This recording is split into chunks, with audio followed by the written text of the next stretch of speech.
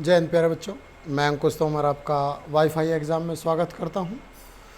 आपकी ये Lucent physics की क्लास है जिसमें हम सभी कंसेप्चुअल क्वेश्चंस को कर रहे हैं। अभी आपकी कुछ दिनों के लिए मैंने न्यूमेरिकल की क्लास को रोका हुआ है, थोड़ा सा समय का अभाव है मेरे पास, तो मे बी पॉसिबल आज भी मैं कर दूँ, अगर टाइम मिल गया तो रिकॉर्ड उसे, नहीं तो कल से आपकी क्लास आ जाएगी।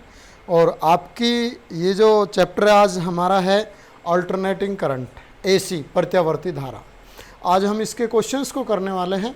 तो भाई जो चैनल पे नए हैं वो सब्सक्राइब कर दें ज़रूर।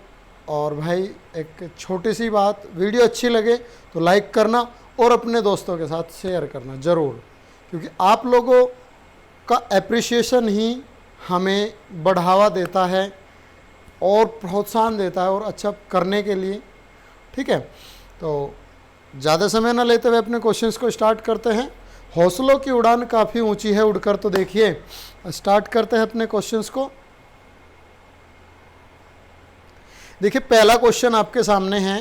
क्वेश्चन में कहता है पूरे चक्कर में, एक मिनट, क्वेश्चन में कहता है पूरे चक्कर में प्रत्यावर्ती धारा का माध्यमान क्या होता है। देखो प्रत्यावर्ती धारा मैं आपको बता दूं, साइन वेव होती है इस तरह से। ठीक है, तो पहले क्वेश्चन में पूछा है प्रत्यावर्ती धारा, पहले क्वेश्चन में क्या पूछा है कि प्रत्यावर्ती धारा का माध्यमान आई का बार पूरे चक्कर के लिए क्या होगा। पहले हाफ चक्कर के लिए अगर मैं बताऊं क्या होता है हमारा, ये होता है 2I0/पाई पहले हाफ साइकिल के लिए, और दूसरे के लिए क्या होगा -2I0/पाई। तो पूरे के लिए जब हम लेंगे, ये पहले हाफ के लिए और ये नेक्स्ट हाफ के लिए है, तो जब पूरे के लिए लेते हैं तो क्या हो जाएगा, ये हो जाएगा 0 हमारा। पूरे साइकिल के लिए क्या हो जाता है, माध्यमान एवरेज वैल्यू हो जाती है भाई 0। तो आपका आ गया फर्स्ट का हमारा ए। क्या आ गया फर्स्ट का ए। नेक्स्ट क्वेश्चन देखते हैं, क्वेश्चन नंबर 2 हमारा। क्वेश्चन नंबर 2 कहता है भाई कि आभासी धारा होती है हमारी IRMS, रूट मीन स्क्वायर आभासी धारा होती है। ये क्या होती है, ये होती है भाई मैक्सिमम वैल्यू अपॉन √2, शिखर मान अपॉन √2। तो आपका ऑप्शन आ गया सेकंड का सी। क्वेश्चन नंबर 3, प्रत्यावर्ती धारा में अल्टरनेट करंट में कौन सा प्रभाव होता है। एसी में कौन सा प्रभाव होता है भाई। एसी में जो हमारा ऑप्शन दिया इसने, पहला है केमिकल, दूसरा है थर्मल और तीसरा है मैग्नेटिक। तो देखो मैग्नेटिक इफेक्ट की वजह से तो ये जनरेट होता है, तो इसमें कौन सा इफेक्ट होता है, इसमें होता है थर्मल। इसके बेसिस पे थर्मल ऊष्मीय प्रभाव के बेसिस पे हम बहुत सारी चीज़ें पढ़ते हैं, जैसे प्रेस है, हीटर है, ये इसी के बेसिस पे तो है। तो क्या आ जाएगा हमारा, ऊष्मीय आ जाएगा। क्वेश्चन नंबर 4 देखिए भाई। क्वेश्चन नंबर 4 में कहा है प्रतिघात, रिएक्टेंस। प्रतिघात क्या होता है, रिएक्टेंस। XL की यूनिट क्या होगी, ये यूनिट होती है भाई हमारी ओम। रिएक्टेंस हो, कंडक्टेंस हो, या आपका रेजिस्टेंस हो, या इम्पीडेंस हो, कोई भी होगा, सबकी यूनिट क्या होती है, ओम होती है। तो फोर्थ का ऑप्शन आ गया ए हमारा। ये कह रहा कि तप्त तार एमीटर मापता है प्रत्यावर्ती धारा का। जो हीटिंग इफेक्ट बेस पर जो एमीटर है वो क्या मापता है, जो हीटिंग इफेक्ट बेस पर जो एमीटर होता है भाई वो मापता है हमारा IRMS करंट को। क्या नापता है, IRMS करंट को। तो ऑप्शन क्या आ जाएगा आपका सी। और नेक्स्ट क्वेश्चन भी इसी बेसिस पे है। IRMS में तप्त तार एमीटर में क्या होता है, लास्ट वाला ऑप्शन देख लो, मूल औसत वर्गमान होता है। तो भाई किसका वर्ग होगा, ये होगा जो विक्षेप धारा होगी, जो करंट होगा ना उसका, करंट का स्क्वायर के प्रोपोर्शनल होगी। जो विक्षेप उसमें मिलेगा उसके स्क्वायर के प्रोपोर्शनल होता है हमारा IRMS। क्या होता है, एमीटर में क्या होता है भाई, विक्षेप धारा के वर्ग के अनुक्रमानुपाती होता है। तो आपका ऑप्शन आ जाएगा 6 का भी सी।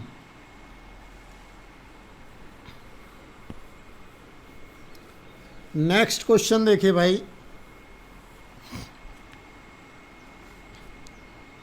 क्वेश्चन नंबर 7, एक मिनट रुकिए।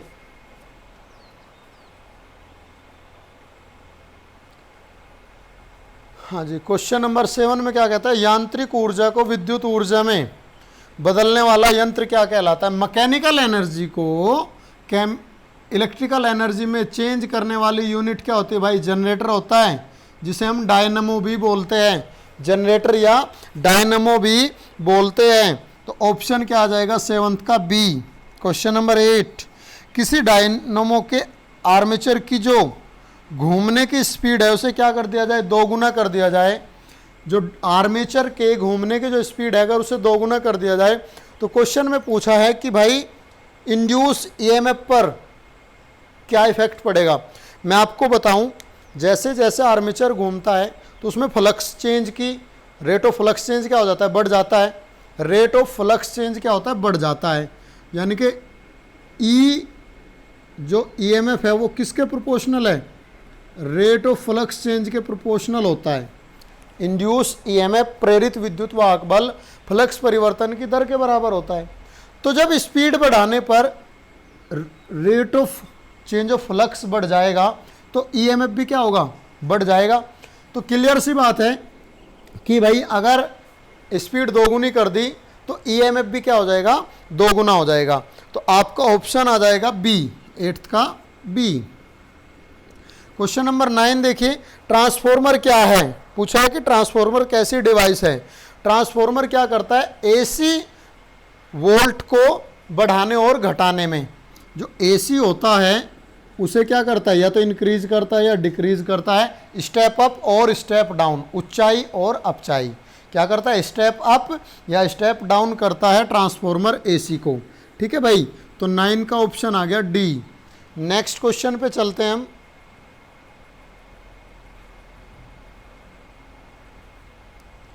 क्वेश्चन नंबर 10 है हमारा। क्या कहता है क्वेश्चन नंबर 10, ट्रांसफॉर्मर में अपरिवर्तित रहने वाली राशि क्या है।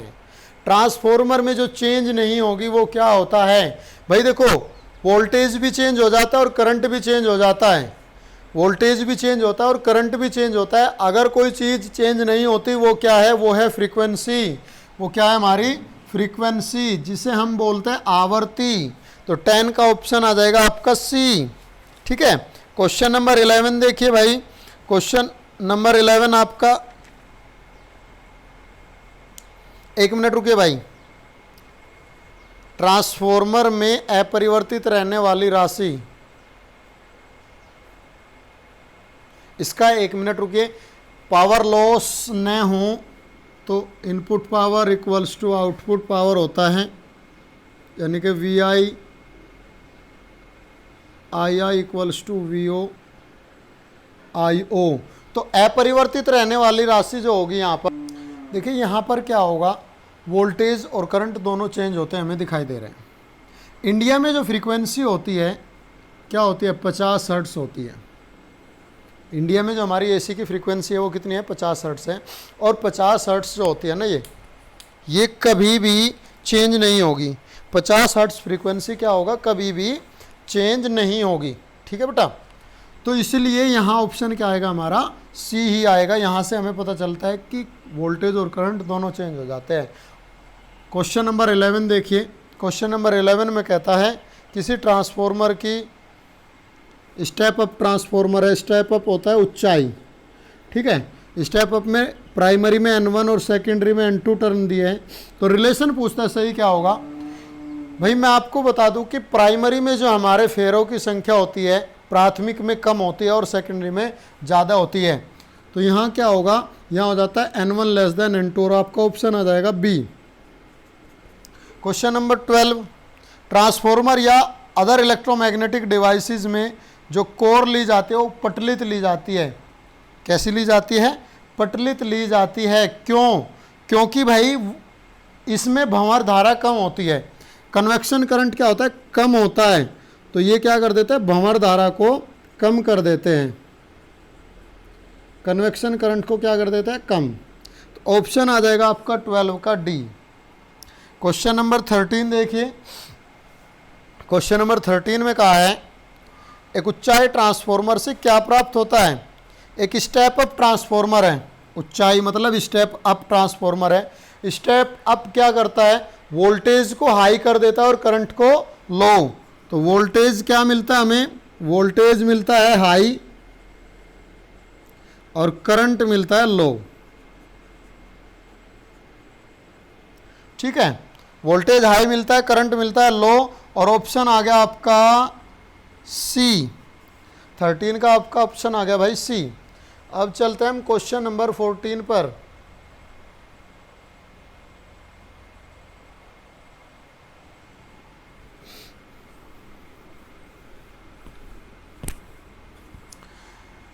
क्वेश्चन नंबर 14 देखिए भाई क्या कहता है।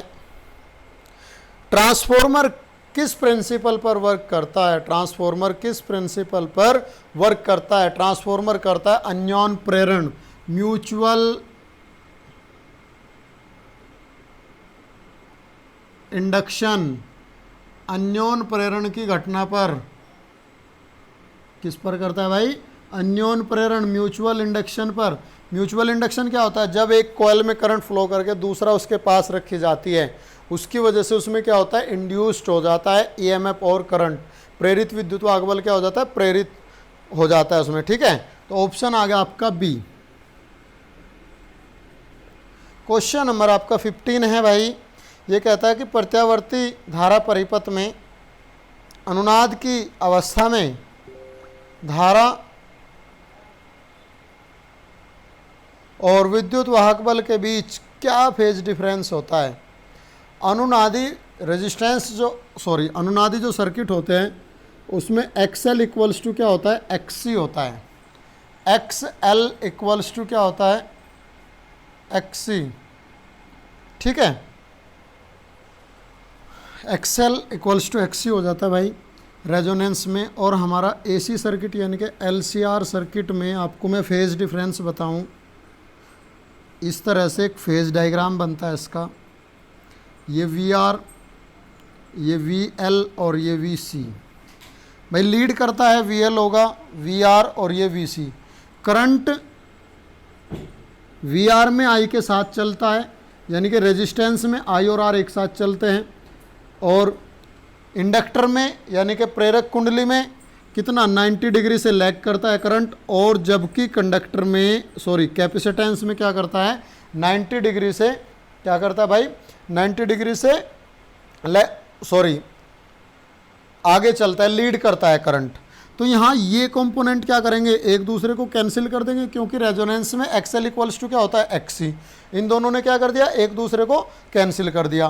तो यहाँ जो रेजिस्टेंस वाला हमारा वी आर है, जहाँ जो रेजिस्टेंस वाला वी आर है और करंट है ये, तो यहाँ से हमें पता चला कि एसी सर्किट में रेजोनेंस की कंडीशन में जो फेज डिफरेंस आया वो कितना आया, 0 डिग्री आया, क्योंकि दोनों क्या है, एक ही डायरेक्शन में है। एक्सएल इक्वल्स टू एक्सी यानी कि वी एल और वी सी क्या हो गए, कैंसिल आउट हो गए ये तो हमारे। ठीक है, तो बचा क्या हमारा, वी आर और आई बचे, एक ही डायरेक्शन में बचे। तो फेज डिफरेंस कितना आ गया हमारा, 0 डिग्री आ गया। ऑप्शन आ गया आपका 15 का डी। क्वेश्चन नंबर हमारा 16 है, प्रत्यावर्ती धारा परिपथ में प्रत्यावर्ती धारा परिपथ में शक्ति व्यय किस में होती है, पावर कंजप्शन किस में होती है भाई, केवल रेजिस्टेंस में होते हैं। देख लीजिए पावर कंजप्शन क्या होता है, V R M S, I R M S, cos phi. और ये कोस फाई क्या होता है, इसे बोलते हैं हम पावर फैक्टर, शक्ति गुणांक, पावर फैक्टर, शक्ति गुणांक। ठीक है, अब रेजिस्टेंस में तो पावर लॉस हो गया ये। अगर मैं इंडक्टर और कंडक्टर की बात करूं, यानी कि संधारित्र और कैपेसिटेंस की बात करूं, तो वहां हमने अभी देखा कि करंट आई और वोल्टेज वी एल के बीच फेज डिफरेंस कितना है, phi equals to 90 degree. Phase difference कितना है, फाई इक्वल्स टू 90 डिग्री। और अगर सी की भी बात करें तो वोल्टेज और करंट के बीच फेज डिफरेंस कितना है, 90 डिग्री है। तो जब यहाँ वैल्यू रखेंगे तो क्या आ जाएगा, कोस 90 की वैल्यू 0, कोस 90 की वैल्यू 0। तो एल और सी में यानी कि प्रेरक कुंडली और संधारित्र में पावर लॉस नहीं होता, संधारित्र में और प्रेरक कुंडली में पावर लॉस नहीं होता, तो किस में होगा? केवल रेजिस्टेंस में पावर लॉस होगा, केवल रेजिस्टेंस में पावर लॉस होगा, क्योंकि रेजिस्टेंस की अगर बात करें तो यहाँ एंगल फेज डिफरेंस क्या होगा? 0 डिग्री होगा, और वो आ जाएगा हमारा VRMS IRMS के इक्वल। तो आपका ऑप्शन आ गया भाई हमारा 16 का ए। नेक्स्ट क्वेश्चन को देखते हैं। देखिए भाई क्वेश्चन नंबर आपका आ गया 17। क्वेश्चन नंबर 17 में कहा है कि चोक कुंडली में क्या होता है? चोक कोयल में, चोक कोयल में पावर लॉस नहीं होता भाई। मैं आपको बता दूं चोक कोयल में क्या होता है? पावर लॉस नहीं होता। तो उसमें क्या होगा? उसमें आपका इंडक्टर तो हाई मिलेगा, उसमें क्या मिलेगा आपको? इंडक्टर तो हाई मिलेगा और रेजिस्टेंस मिलेगा लो। तो आपका देखिए 17 का हाई इंडक्टेंस और लो रिएक्टेंस, और ऑप्शन 2 एक जैसे है आपके, और ऑप्शन बी भी और ऑप्शन सी भी दोनों क्या है? एक जैसे है। देख लो भाई, कोई भी हो सकता है, दोनों में सेम ऑप्शन दिया है कि हाई रिएक्टेंस यानी कि जो प्रेरक कुंडली है उसका प्रतिघात क्या हो? अधिक हो, जबकि रेजिस्टेंस क्या होना चाहिए? लो होना चाहिए। ठीक है भाई, रुकिए 1 मिनट ज़रा। देखिए क्वेश्चन नंबर हमारा 18 आता है।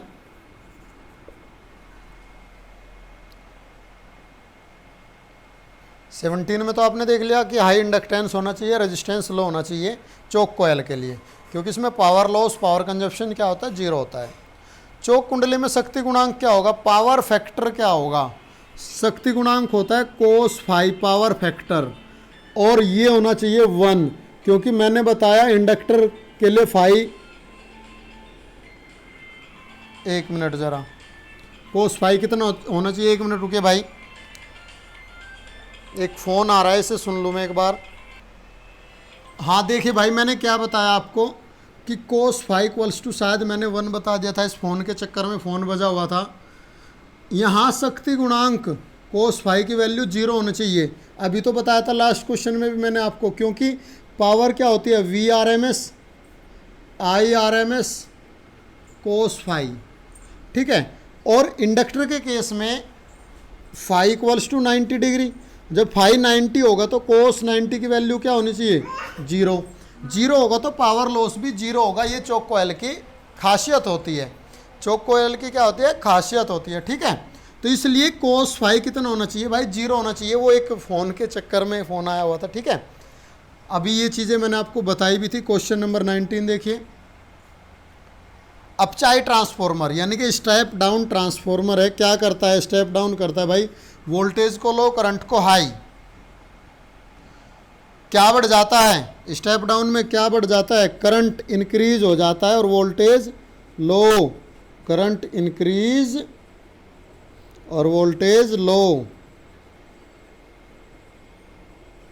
ठीक है जी, और आपका ऑप्शन आ गया 19 का आपका सी।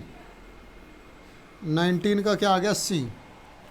क्वेश्चन नंबर 20 पे चलिए। क्वेश्चन नंबर 20 हमारा इस चैप्टर का लास्ट क्वेश्चन है। न्यूमेरिकल है बहुत सारे, न्यूमेरिकल्स की क्लास स्टार्ट करता हूँ बस अभी। ये कह रहा है कि नर्म लोहे से बना ट्रांसफॉर्मर की जो कोर होगी, सॉफ्ट आयरन कोर होगी ट्रांसफॉर्मर की, तो कौन सी हानि को वो कम कर सकता है? कौन सी हानि को वो कम कर सकता है? सॉफ्ट आयरन कोर जो है ना, आपका हिस्टेरेसिस लॉस, शैथिल्य हानि को कम करता है। ये मैंने पिछले चैप्टर में भी आपको बताया। शैथिल्य हानि, हिस्टेरेसिस लॉस को क्या करता है? कम करता है। ये बताया था किस तरह से ग्राफ बना के।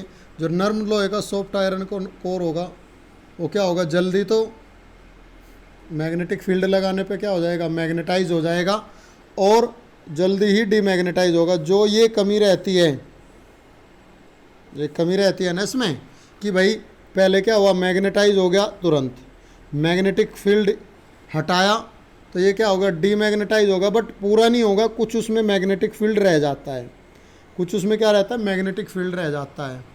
ठीक है, तो उसे जीरो करने के लिए नेगेटिव का अपोजिट डायरेक्शन का मैग्नेटिक फील्ड लगाना पड़ता है। तो इस तरह के लॉस क्या होते हैं हमारे, हिस्टैरिसीस लॉस कहलाते हैं, और ये कर्व कहलाता है हमारा हिस्टैरिसीस कर्व, शैथिल्य वक्र। ठीक है, तो किसे कम करता है ये हमारा, ये करता है शैथिल्य हानि को, हिस्टैरिसीस लॉसिस को कम करता है। तो इस तरह आपके प्रत्यावर्ती धारा के जो कंसेप्चुअल क्वेश्चन है वो सारे पूरे हो जाते हैं। और भाई न्यूमेरिकल की क्लास भी मैं जल्दी ही आज या कल से ही स्टार्ट कर दूंगा, थोड़ा सा समय के अभाव में वो क्लास नहीं हो पाती, उसके लिए क्षमा चाहूँगा। ठीक है, क्लास स्टार्ट हो जाएगी। आज के लिए बस इतना ही। थैंक यू वेरी मच और जय हिंद सभी को।